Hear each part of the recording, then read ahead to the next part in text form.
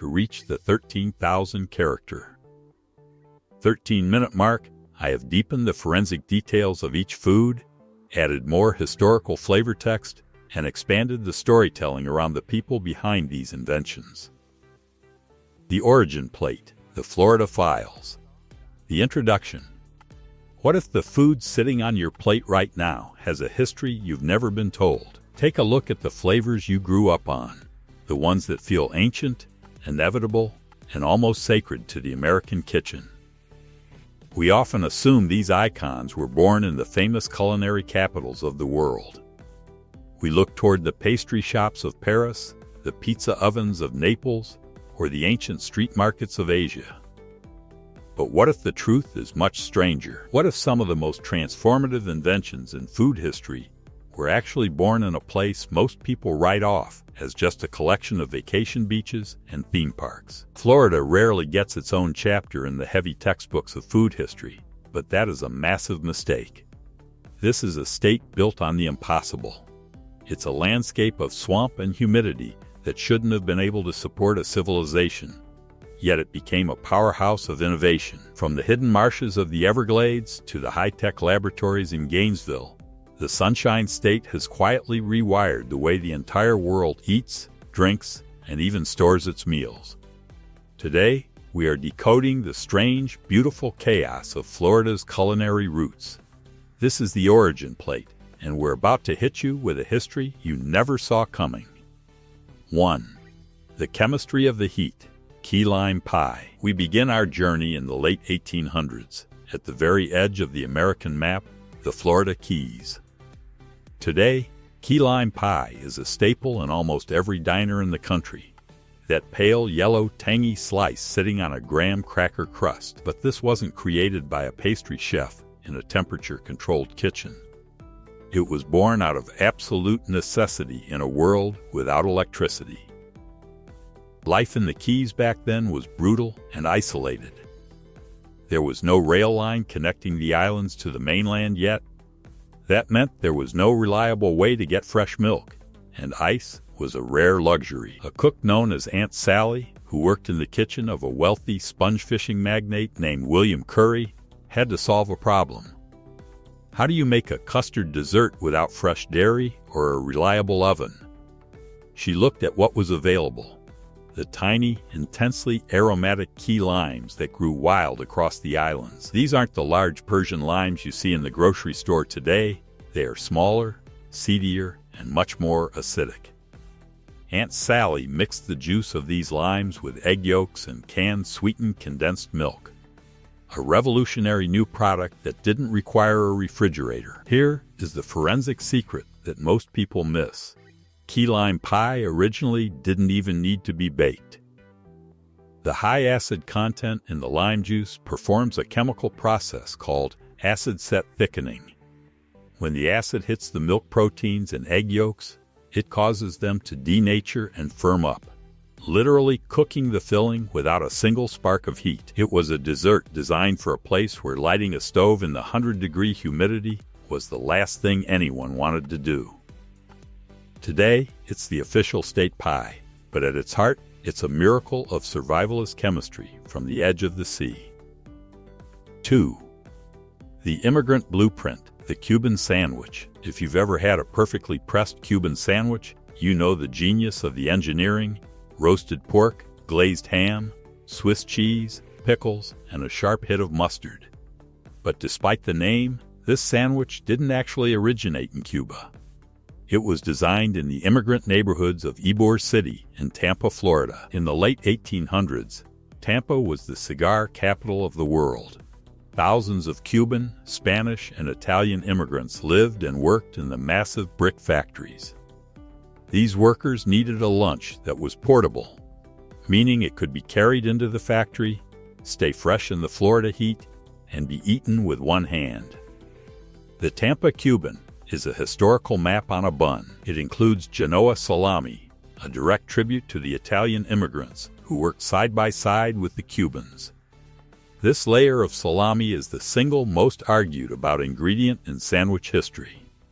Miami has its own version that excludes the salami, and the rivalry between the two cities has raged for over 100 years.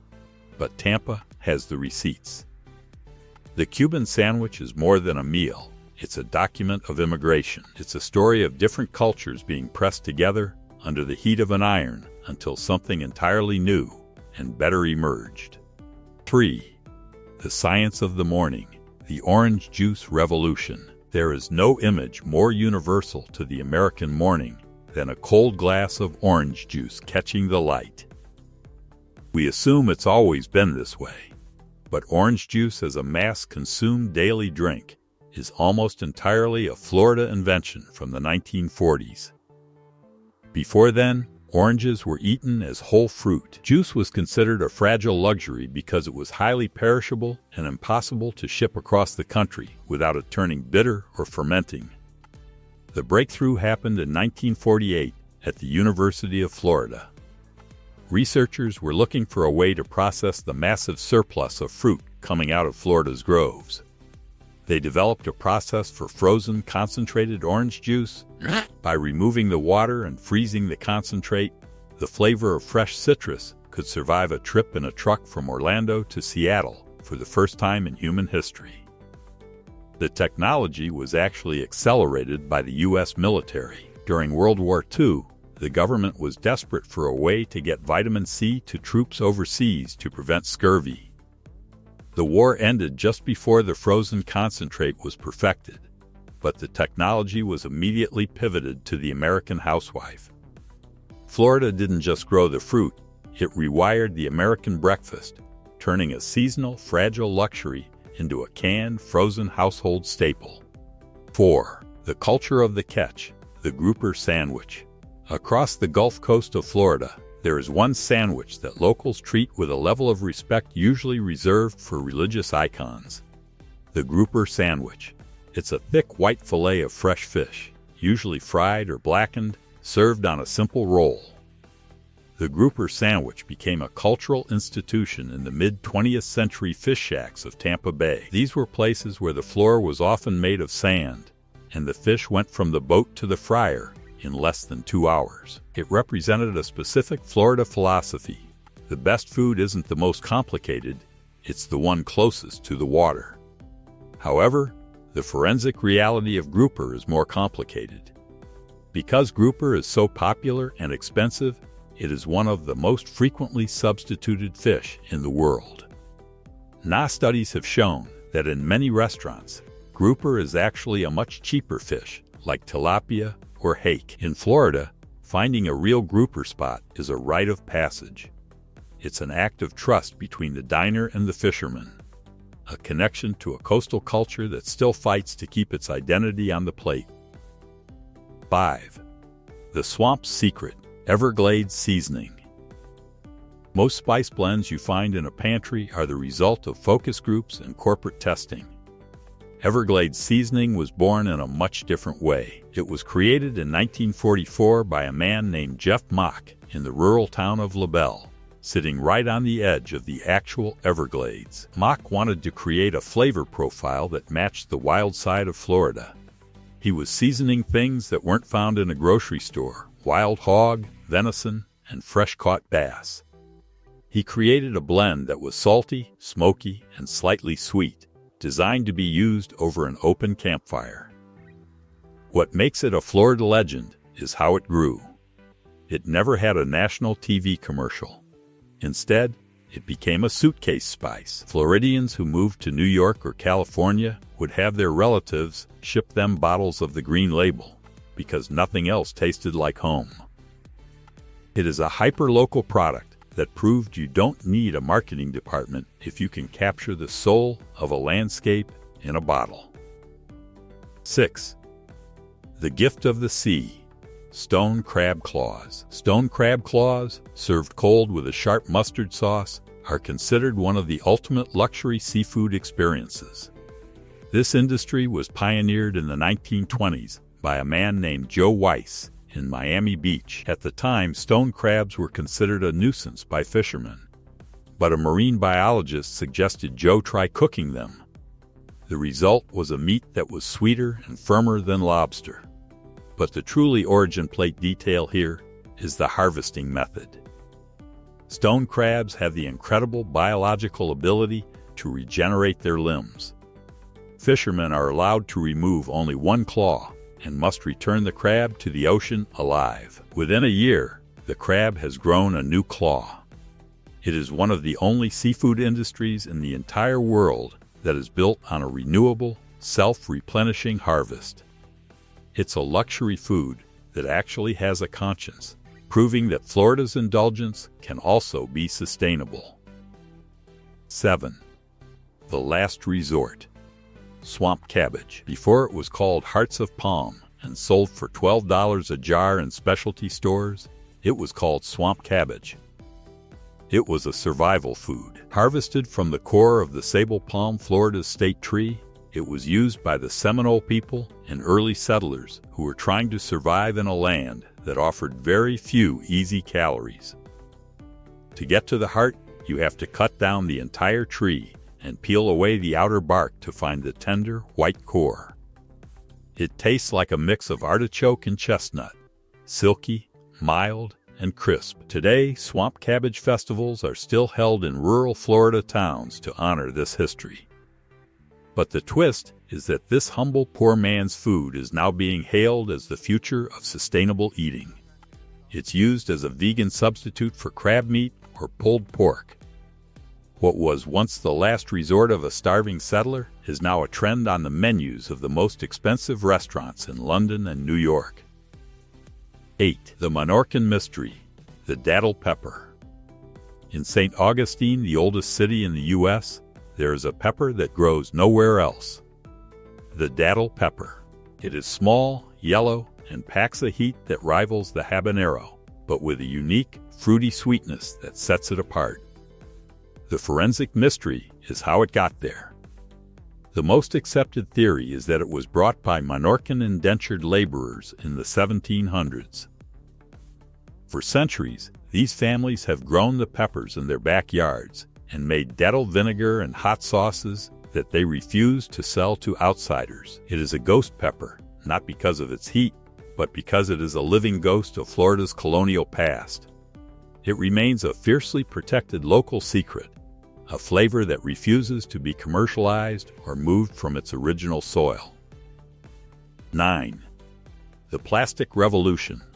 Tupperware. This one might shock you.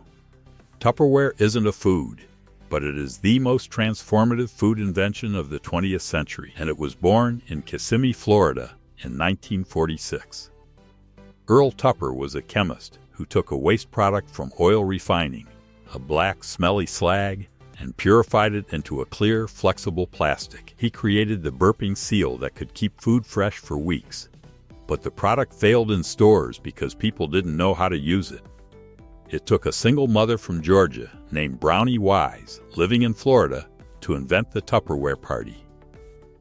She realized that this wasn't just a container. It was a social tool. By selling it through networks of women in their own living rooms, she created a multi-million-dollar empire before the product ever hit a shelf. Florida didn't just give us a way to save our leftovers, it accidentally gave us a new model for female economic independence. 10. The heat equation, Gatorade. Finally, we have the most recognizable drink in sports history. Gatorade was born in 1965 in the searing heat of a Gainesville summer.